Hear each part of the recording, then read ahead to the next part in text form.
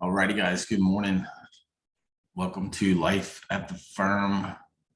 Today, I'm going to talk about property due diligence. We get a lot of calls from friends and family and clients asking us to do property due diligence, although we're not a comprehensive firm that advertises such services. We do participate just based on 20 years of knowledge and having dealing with county systems, which are at times hard to navigate. We're welcome to do it, especially for friends, family, and clients. But here I'm going to teach you a few tools, especially in Hillsborough County, and then these tools will translate to other counties as they generally have similar systems. So I'm just going to go through a live example. That way it's more realistic to what you're going through and show you some of the things that we look at outside of, I would suggest, any legal issues or potential title issues with the clerk's office, which I will not cover. So for example, if you're looking at homes, realtor.com, you got a home here, looks cute, 0.78 acres, 1,600 square feet, $192 square foot. Homes are selling like hotcakes right now, but what's wrong with it? That's what everyone wants to know, before you get there. Number one, you can find out here is built in 1955. So, it's an older home. That means it's definitely got some history to it, right? Didn't have air conditioning to begin with, I'm sure, and such. Here, you got a brief description on some of the things that are done. No HOAs, no deed restrictions. It's not located in a flood zone. Good, so it disclosed that, which is something that's not normal, actually. So that's about all you can find out here, right? So let's do this. Let's start off by going to the Hillsborough County Property Appraiser. I'm gonna go through this pretty fast. You guys could pause as needed, come back and circle back. But you can see here, click on that. Generally speaking, the Property Appraiser address function doesn't like all that information, so you back it up until it finds it itself. And you can see if you kind of start over from scratch, it'll do the same thing, which is nice. The search function's actually improved drastically over the years. So you look this up, found the property, click here. What can I find out here? Well, site address, folio number, which is important as it translates over to other things. Tax district. So this is an unincorporated Hillsborough County. That means it's not in the city of Plant City Annex, Temple Terrace, nor city of Tampa. Come down here, you could confirm it was built in 1955. It was masonry or concrete block building, which makes sense. The roof structure is flat. That's all it tells you. Obviously, more than likely it was a wood framed, conventionally framed structure at that time, that age, etc. You also find out the zoning here. I won't get into that in this particular video, but there's more comprehensive look into setbacks and other things you can do with the property that come with the zoning, such as accessory structures, accessory dwellings. A lot of questions we get like that nowadays, but for the purposes of today, just looking to go through these basic things. So one of the things I'm looking for right off the bat is just confirm that it's not in a flood zone, as they stated, right? So Fritzky Road, you can pretty much enter that here at Find My Flood Zone, which is something you can just Google, but it's hillsboroughcounty.org, Find My Flood Zone. And it does confirm that they were not lying, but not entirely telling the truth. This is actually in Flood Zone X. Flood Zone X is not an insurance event. It's not, doesn't affect the height of the building, etc., but it is a flood zone nonetheless. And that's kind of common in the Dover, North Seffner, Dover area.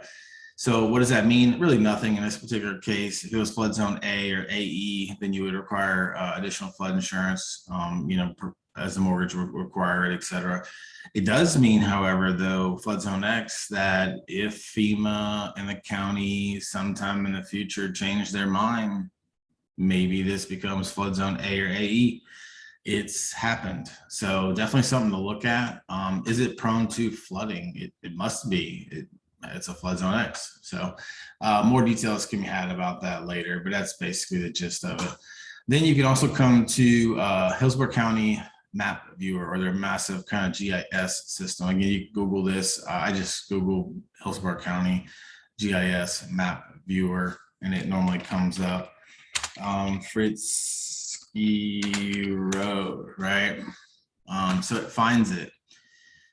Over here, it publishes the results, which is by clicking this R right here, you can also do the same thing. So what does it tell us here? It tells us the zoning again.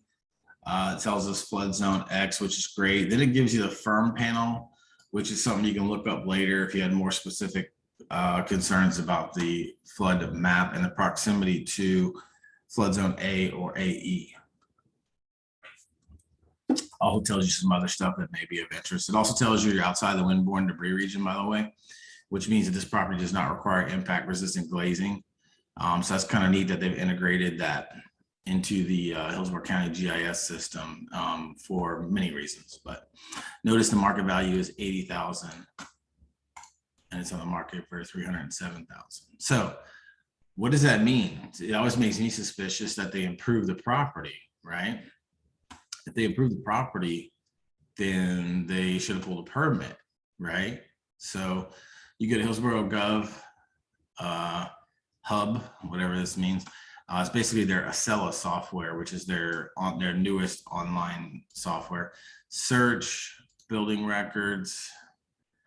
Come down here from streets 4611 and Fritzky, right? I'm just gonna try that.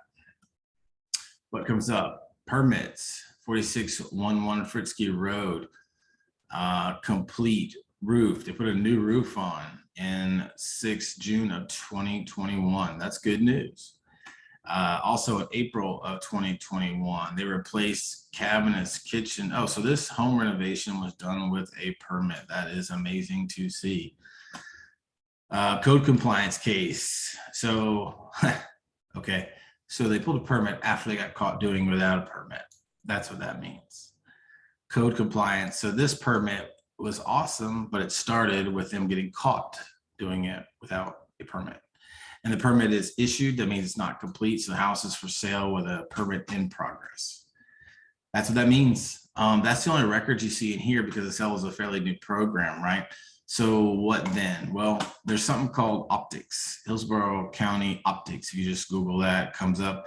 The username is public. The password is also public. You log in.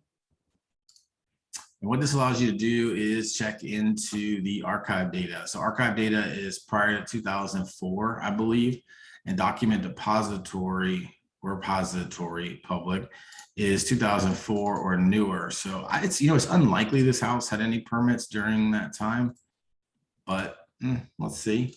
So the best way to do it is using the folio I found, but you got to change this to a decimal place.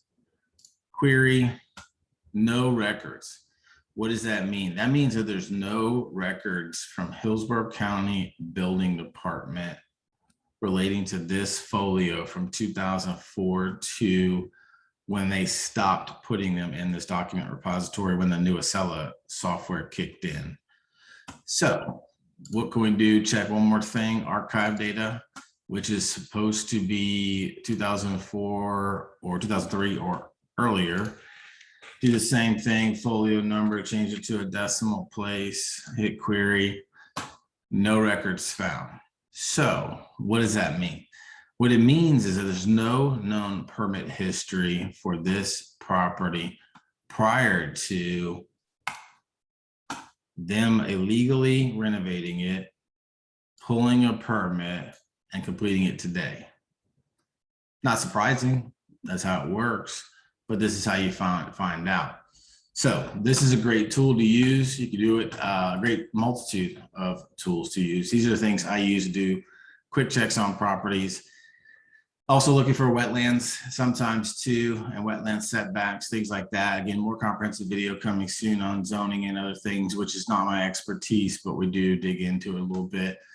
Use these tools to check on things like this, especially as you're investigating properties you're about to purchase, because this one, for example, is just super evident that they probably are doing some shoddy work bringing this into permit, thankfully, at least, but restoring this older building and trying to give it, value from that's stretching from an $80,000 assessed tax value to a now $307,000 value is, in my opinion, a stretch, of course, but, subtract the land value, which is 100,000 an acre nowadays or more, et cetera, et cetera. The roof costs, the ACs, the electrical systems that they were replaced, and maybe somehow you can make sense of paying this much for it. But that's it for today.